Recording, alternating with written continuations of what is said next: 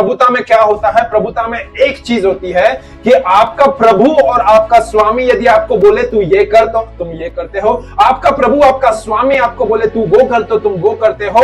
In the lordship, when we are studying about lordship of Jesus Christ, in the lordship, when your Lord says to do this, you do that, when your Lord says to do that, You do that. That's how real lordship looks like. असल प्रभुता ऐसी ही दिखती है, और उस असल प्रभुता में आपको और मुझे ये समझना है that if your Lord says to go that way, then you go that way, and if your Lord says not to do that, then you don't do that. The lordship of Jesus, which is above you, becomes more stronger when you obey and does things as the way your Lord wanted from you. वो उसका lordship और भी ज्यादा dominate करने लगेगा, परमेश्वर का प्रभुत्व आपके ऊपर और भी ज्यादा प्रभुता तब करने लगेगा जब आप उसे केवल नाम मात्र के लिए कि हे यीशु तू मेरे जीवन का प्रभु है ऐसे ही तक में सीमित ना रखेंगे, पर और भी ज्यादा स्ट्रॉन्गर तब होगा when you obey and does the things as he wanted to be done from you. तो वो जो सूबेदार की कहानी है ना, it portrays a proper picture for us to understand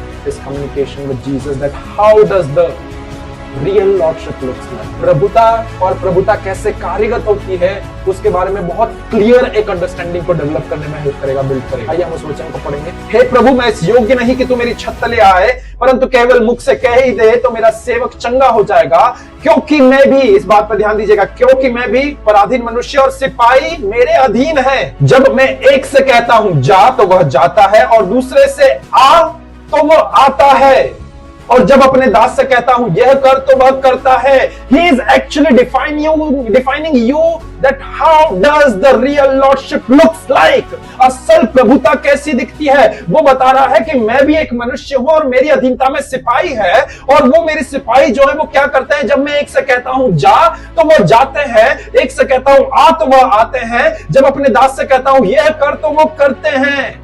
This is how the real lordship looks like, which most of the Christians are missing out to live in this day. You see that in the lordship there is no if and but simply obeying and doing what the Lord has commanded us to do. असल प्रभुता के रिश्ते में यीशु को प्रभु जान लेना बात खत्म नहीं हो गई, परंतु प्रभुता का रिश्ता भी चलता रहता है। उसे वो प्रभुता का दर्जा देना है, उसे हर एक क्षेत्र में वो बताना है कि यीशु तू मेरे लिए लॉर्ड केवल नाम मात्र के लिए नहीं है, परंतु तू उस लॉर्डशिप में मेरे हर एक क्षेत्र में, मेरे हर एक निर्णयों में तेरी वो लॉर्डशिप रिफ्लेक्ट होने वाली हो सके। और आप कैसे उस लॉर्डशिप को अपने जीवन में रिफ्लेक्ट करवाने वाले हो सकेंगे? Through one and only thing, that is obeying and doing as it is.